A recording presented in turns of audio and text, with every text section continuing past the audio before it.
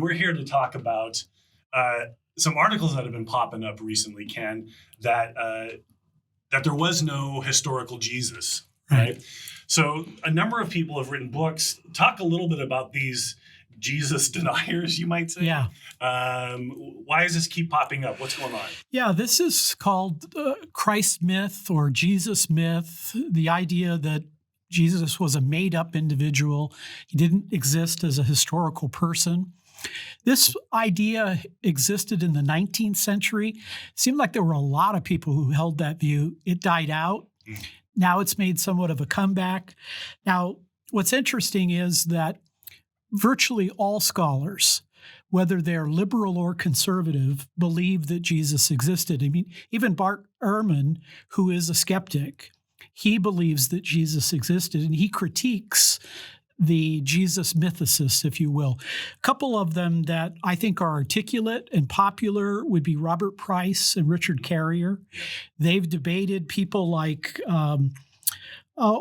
Craig Keener, Michael Kruger, Larry Hurtado, Craig Evans. Those would be conservative New Testament scholars that would say, no, there's solid evidence that Jesus existed. So it's kind of made a comeback, I think, to some degree. There was a set of videos or series out of the Zeitgeist. Is that right? Reza Aslan is yes. one of those persons. Both Joey and I been pastors. So people see these articles and they wonder if there's new evidence that shows that Jesus didn't exist. So let's take some of this. Yeah. This article from Alternet says these 5 historical truths suggest Jesus Christ may have never existed. That's really interesting, right? He's never existed. Yeah. And basically it says that they say most antiquities scholars, I'm not usually hearing Jesus historians referred to as antiquities scholars, but this person writes that they think that the New Testament Gospels are mythologized history. Can you talk about that quickly? Yeah, I would say an alternative way of thinking about that is they will often say something like, there's no secular sources in the first century, things of that nature. I would make 3 points to that kind of idea. Number one, they've forgotten about Josephus. He is a Jewish historian. He lives in the first century. I think he dies 100 AD. He mentions Jesus. Secondly, I think you want to recognize that there is a bit of there is an argument from silence going on, meaning that, Galilee and Nazareth is a long ways away from Rome. So the Romans are probably not all that interested in Christianity until the Christians start seeping into Rome. And then they're like, whoa. So it's not surprising they wouldn't necessarily mention in a secular way.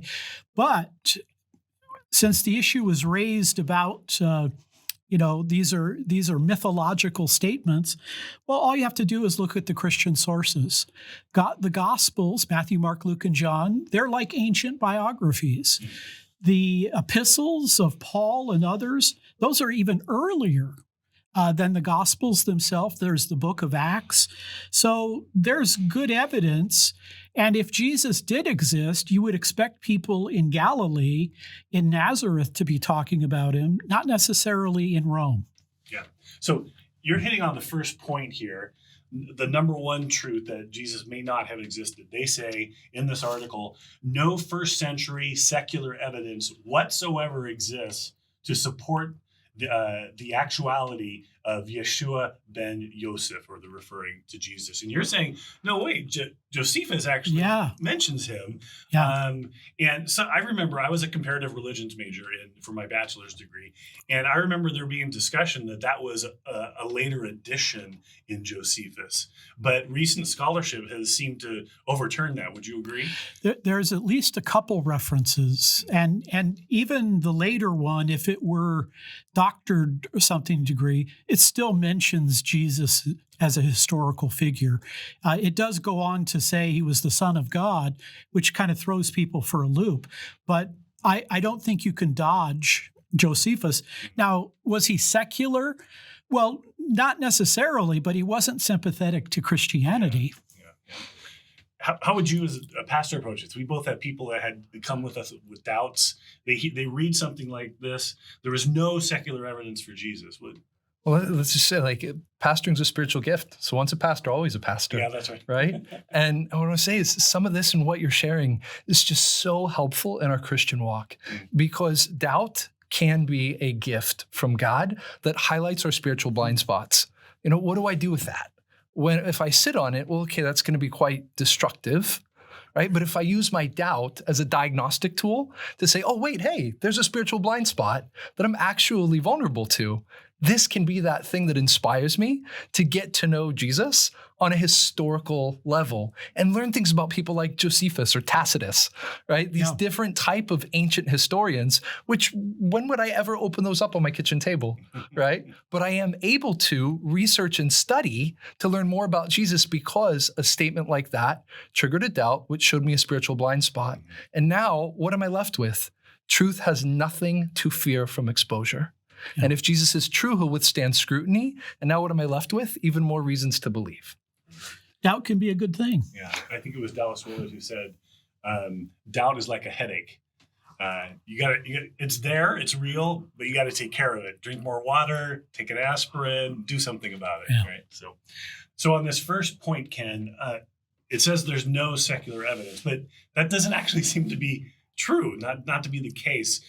You've written a book on this that people can go to address some of it. That's God Among Sages, correct? Correct. And what others have addressed this topic? That wouldn't be, I'm holding here a huge book by Craig Keener on it, but what would be something a little more accessible? Michael Kruger, New Testament scholar, early Christian historian, has an article, brief, concise, to the point, entitled, now I've got to find it, Did Jesus Even Exist? Did Jesus even exist? That would be a good place. If you want more, Richard Bauckham has a book, Jesus and the Eyewitnesses. Now, that's going to take a little reading time. Start with Michael Kruger. Good. Well, you even said that Bart Ehrman affirms it, and he's an agnostic. That would be a very good. And by the way, if I could add a point there, oftentimes skeptical people quote liberals to buttress their criticism. Here, we can quote a liberal to critique the agnostic. So we're kind of turning the tables a little bit.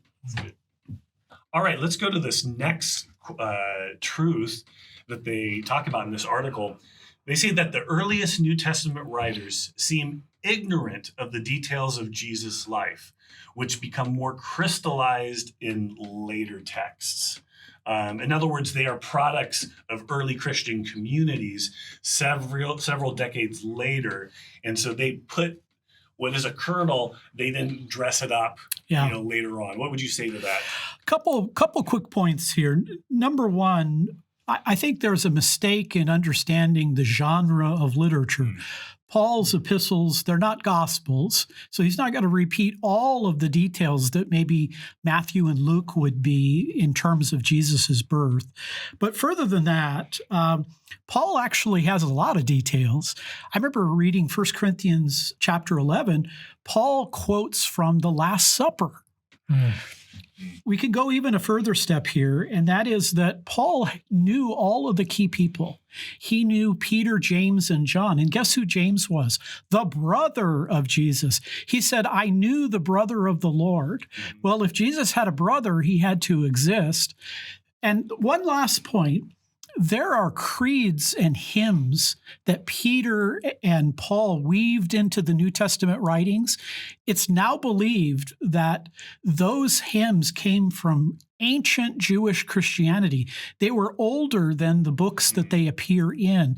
So that led Larry Hurtado to say that the deity of Jesus was like an explosion right from the beginning. It didn't evolve over time.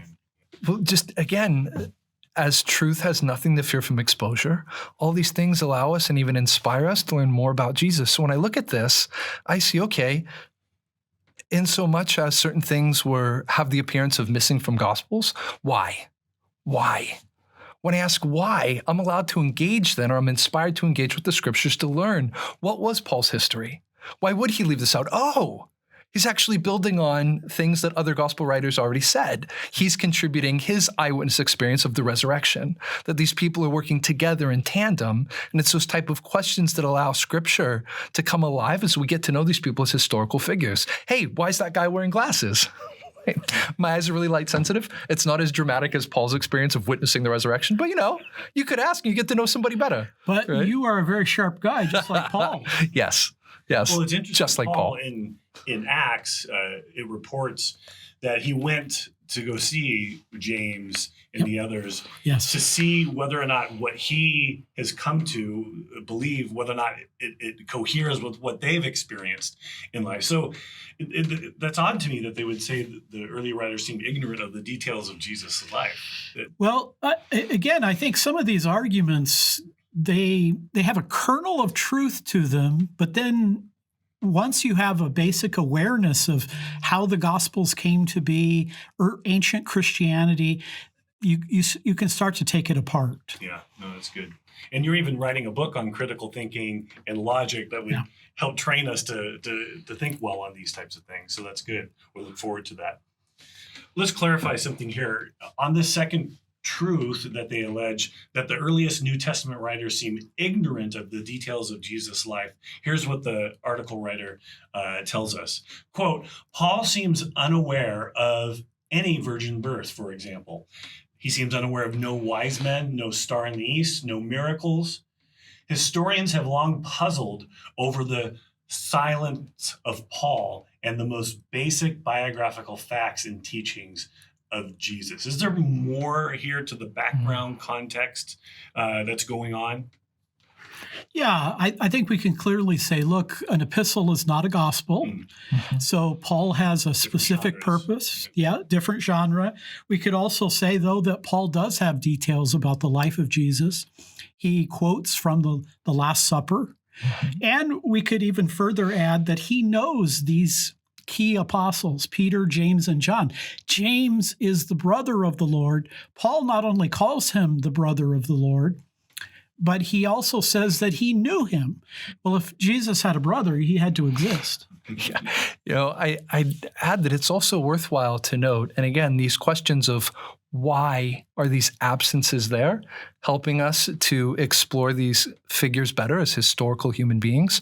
Well, what we notice is with the gospel writers, these people didn't grow up with Jesus.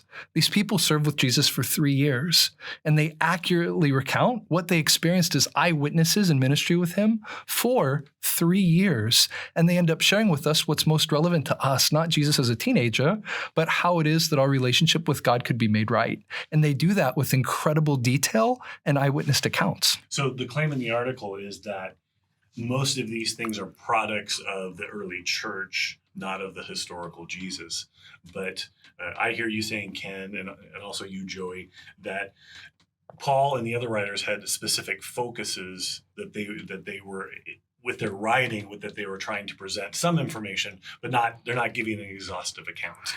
And I think you could add, Paul knew Luke. They were associated. Luke investigated everything from the beginning, gives great detail. He has a relationship with Paul. Paul felt no need to share all of these particular details. He was looking at a church that had a crisis or a difficulty. He was responding to them. Good. Paul is also going off and he's sharing with Gentiles. And so making a list of fulfilled messianic prophecy to people that don't have a background in Hebrew prophecy isn't strategic.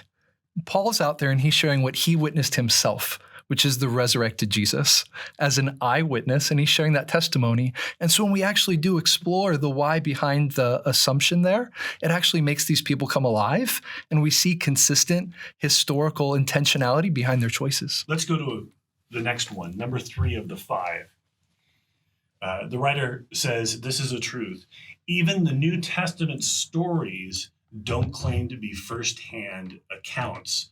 So, and that leads us in the article to doubt that Jesus ever existed. Yeah.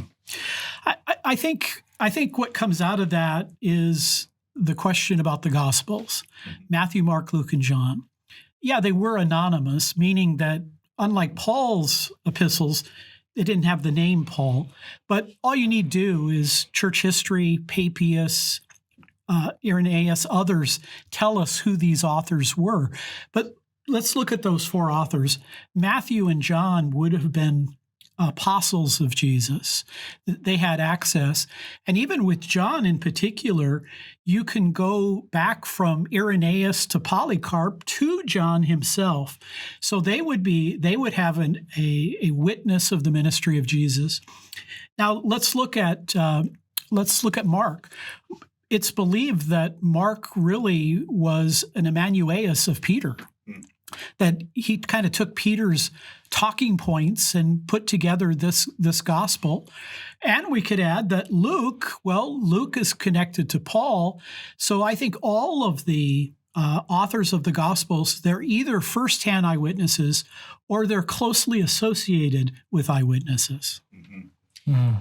Notice it says, even the New Testament stories don't claim to be firsthand accounts. Let's just take that as a truth. If they're being honest, they might be actually more trustworthy saying that we're not, like Luke does at the beginning, that this isn't a firsthand account. Right. I went and interviewed these witnesses, which in Luke's case might have included Mary, which gives us some of these other details. Yeah. And if Jesus had a mother, then he had to exist. I want to point out one other issue here in this third statement. Even the New Testament stories don't claim to be firsthand accounts. Okay, right, but they interview witnesses, you've argued, Ken. Right. But the next statement here in the article says this: to make matters sketchier, the name designations happened sometime in the 2nd century, around 100 years or more after Christianity supposedly began. Talk about this time span issue and how close were the people, the eyewitnesses, and then the writers of the Gospels, etc.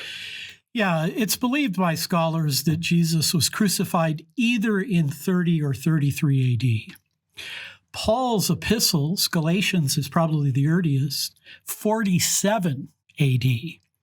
1 Corinthians, probably in the mid-50s. So the early epistles are only 20 years later. Then the Gospels, which I think are much earlier than many people think. It could be that the Gospels came in the 50s or the 60s. Even if we push John to 70 or even later, a lot of these people are still alive. They're able to communicate these ideas. And I would say if you get rid of Jesus, then you got to close down all the classic departments. What about Plato? What about Aristotle? What about all of these people where the evidence is much longer and more distant? Well, Socrates, like Jesus, didn't write anything down. Right. We only know him through Plato. And then the writings that we have from Plato, at least the copied manuscripts, are from much, much later down the line, hundreds and hundreds of years, actually. And with Siddhartha Gautama, we don't know what century he was born in. The writings are probably anywhere from 450 to 600 years later. Mm-hmm. And you pick up some of those ideas in your book, God Among Sages. That's right. Yeah. How pastorally do we, help people with this? When they hear the Gospels weren't written by Matthew, Mark, Luke, and John, that can really, shake up a person. Yeah, it really can, right? So that assumption, that statement out there, not made by eyewitnesses, etc. Well, how might that influence how I read the Gospels? I'm very prone to just read left to right and not be looking for anything until I see like a big miracle. But now I'm looking for signs of eyewitness accounts. Now, what suddenly is going to pop out to me? I'm going to start seeing things like John 21 during the Last Supper. And now I'm like, wow, this conversation between John and Jesus over his impending betrayal is so eyewitness. This is so insider. Or what about Matthew 26 in the Garden of Gethsemane, right? As Jesus is suffering in agony emotionally about the anxiety about what's about to happen, right? The eyewitness account that's happening there all of a sudden stands out because, well, now I'm looking for that. Or John 19 at the cross as dying Jesus is speaking to his mother, right? Like these eyewitness intimate moments stand out all the more when I hear an accusation like that says such things don't exist or don't claim to, which would be so easy for me to just gloss over without a question like that challenges my faith which then allows me to say, okay, well, where does truth lead? Because truth has nothing to fear from exposure. And so what do I see when I actually explore the scriptures? Well, Ken, what if someone just says, well, look, people make up great stories with interesting details. J.R.R. Tolkien, C.S. Lewis, Chronicles of Narnia. And these characters can seem incredibly real to us. Couldn't the early church have just sort of put on these interesting stories onto Jesus's life? I don't think so. A couple points there. Number one, by the way, Lewis and Tolkien both said, we know myth. We read the Gospels. It's not myth. So here are these two leading scholars in the area of mythology. They say the Gospels don't read like myth. Well, myth becomes fact. That's right, the true myth. I think as well, as you relate to this, you recognize that, I lost my train of thought there. Maybe it'll come back to me. Oh, yeah. Remember, these are Jewish people. They don't just make up divine figures. To say that Jesus was an extension of Yahweh was earth-shattering. So it's not like they were pagans who had all kinds of deities running around. And they even move, for instance, their worship of the Sabbath to Sunday, which Jews just don't move, their rituals. That's right, which celebrated the resurrection of Christ. Yeah, good. All right, let's go to, we only have two more here. The fourth claim here is that the Gospels are only accounts of the historical Jesus, and they contradict each other. Now, philosophers, I want to jump in here. When we hear the word contradict, what goes into our mind? And then what do you think is going on here with this claim? Yeah, well, a contradiction is when two statements negate or deny one another. You can't have A and non-A at the same time in the same way. I think with the Gospels, you have different perspectives. I think all through these questions, there's a lack of awareness of the genre that Scripture deals with. There are differing perspectives. Matthew, Mark, Luke, and John had different priorities. They were writing to different types of people. But I would add a further point. Even if there were contradictions, I would say there's differences, but even if there were contradictions, that doesn't rule out that Jesus didn't exist. You could even have logical conflict, but what does that do to Jesus? It doesn't mean he didn't exist. So you could have, we're not saying that this is the case in the Bible, but you could have conflicting accounts of something but still have an historical event. That's right. Right. Claims adjusters have to deal with this all the time, and with traffic accidents, right? They get everyone's, testimony of what happened. There was a car accident. How it exactly happened, there might be different accounts of that. Yeah. If I just even add to that, I love that. Again, what that observation, now there's the overstatement of the word contradict versus differences, really adds a level of realism and reliability to Scripture. Because we think, like, even today, what did you do today? I'm going to answer that question a lot differently if George asks me that versus if my wife does. Because there's a different context. I might talk to him about scholar meetings I had, different individuals that we talked to. That's just not relevant to my wife. I'm going to highlight different elements when she and I are speaking. Now, in the Gospels, where we have these differences, right, we get to see the multifaceted nature of Jesus to Gentiles, to his inner circle, to different people who are engaging with him in different contexts, to people like myself who didn't have a background like the people that Jesus were speaking to in Jerusalem. And so what these end up doing is showing us that Jesus is a multifaceted individual who relates to a plethora of circumstances that we might have. And those differences allow us to find where it is that I can see Jesus working in my life. When I read when I read Mark, and then for the first time I flip it over, Matthew, and I flip it over and I see Mark. I'm like, oh, I read this story already. No, I didn't. When I hear that they actually have differences, that could inspire us to read them searching for those differences, to say, wow, Matthew's going to tell me something, or Mark is going to tell me something that Matthew didn't. Luke is going to tell me something that Matthew and Mark didn't. John's going to tell me something the others didn't. These aren't contradictions, they're differences, and they help us know Jesus and share Jesus better.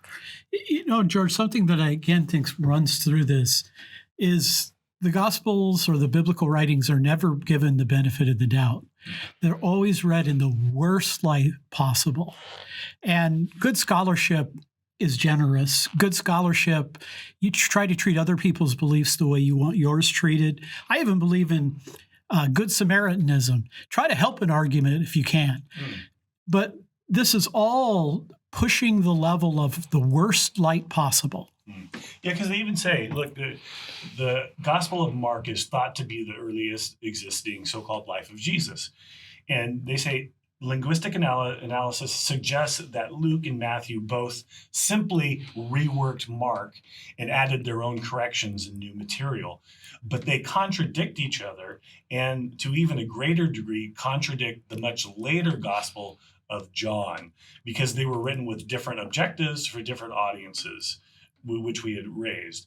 The incompatible Easter stories offer one example of how much the stories disagree. So they're pointing to something that is contradictory. They don't actually cite the text itself. Right. I know you've written on this in another book, I think 7 Truths That Transform the World. Yeah. You talk about are there contradictions in the resurrection story?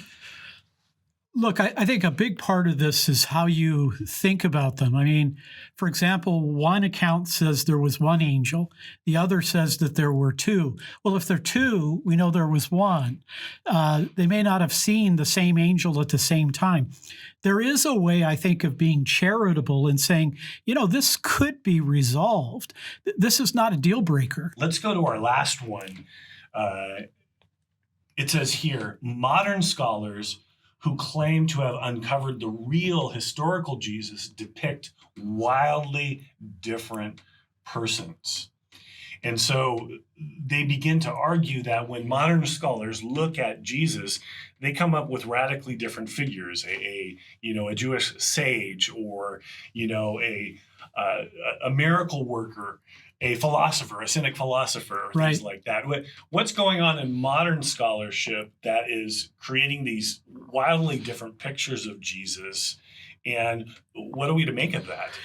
I think there's a couple points that bear on this point, and that is, one, that there are differences, but again, the differences in interpretation as to who Jesus was doesn't mean that he didn't exist. I think in terms of New Testament scholarship, you have disagreement in the content of the sources. Some trust these sources, don't trust those sources. So it kind of leads them into a particular way. In one of my books, I raised the question, is Jesus man, myth, madman, menace, mystic, or Messiah?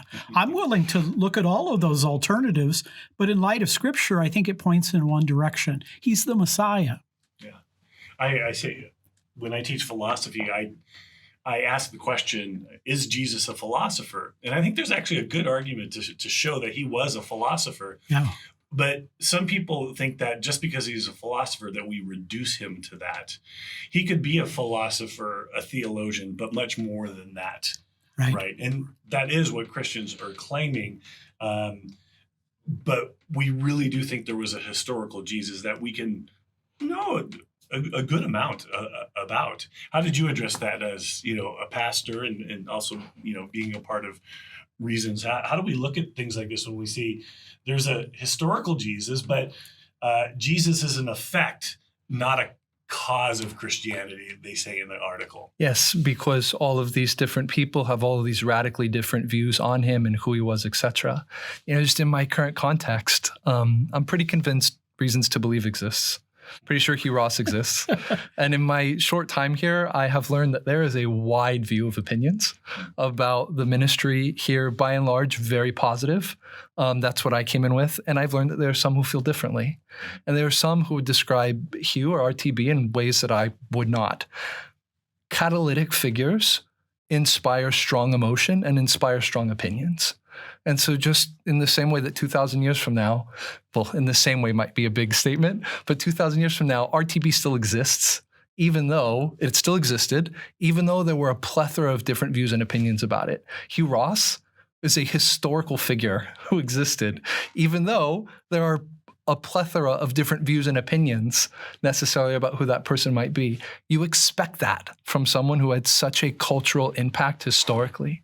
And so it comes back to us to say, well, what did Jesus say to Peter? Like, who do you say I am? Well, now I have to answer that question. And questions and observations like this inspire me to have a thorough, robust answer of who Jesus is as a person. So instead of answering with a religion, we get to introduce people to a person. This is Jesus. This is who I say he is, and this is how I know who he is. So it inspires us to know him, love him, serve him, and share him better. So the article, the author, Valerie, she writes in here about David Fitzgerald, who's one of the persons who writes that Jesus didn't exist, or we don't have really good evidence for his existence. And he's writing a new book, she says, and he says, even if one accepts that there was a real Jesus of Nazareth, that kernel of truth, he says, the question has little practical meaning. Regardless of whether or not a first century rabbi called Yeshua ben Yosef lived, the historical Jesus figures so patiently excavated and reassembled by secular scholars in themselves fictions. So I'm not sure what he's getting at the very end there, but let's focus in on this question has very little practical meaning. What struck me, George, is this.